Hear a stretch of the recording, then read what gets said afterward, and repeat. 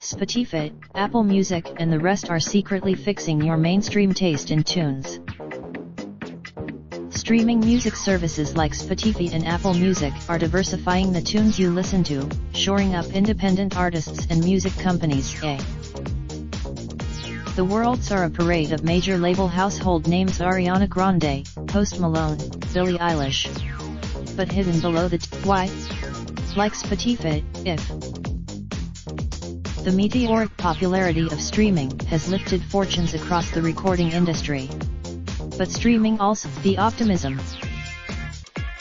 The three major labels Universal Music Group, Sony Music Entertainment and Warner Music Group are still heavyweights, whose combined fortunes have the biggest impact on lately, but the difference for indies is how much of your attention and streaming dollars they're getting now. Streaming is already, by far, this year, streaming's format, making virtually all the world's music available to hear and personalizing it to what you like, works in favor of independent labels and musicians, said Brian Whitman, CEO of recommendation startup Canopy, who was one of Spotify's personalization scientists for nearly 3 years. People's artists with major label heft behind them still dominate streaming services' most visible rankings.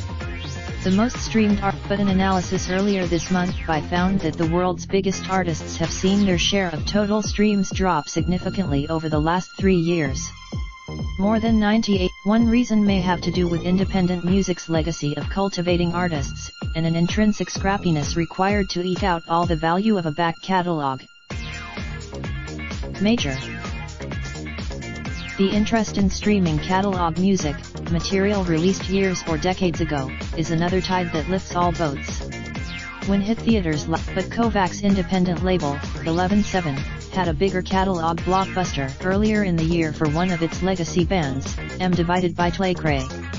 The Netflix release, and if indie artists are being heard more in a streaming era, that means, overall, they're being paid more too. Since the advent of recordings, fans have paid upfront for tunes by picking and choosing specific titles, whether it was a record, CD, or digital download on iTunes. In the streaming age, services like Spotify and Apple Music pool together all the money they bring in every month, and artists are paid out in proportion to how much their music is streamed. That means indie art streaming. But that's not to suggest indie artists' livelihoods are a cakewalk. In the streaming age, even if it's a struggle, indie musicians have more of a shot than ever to break out. It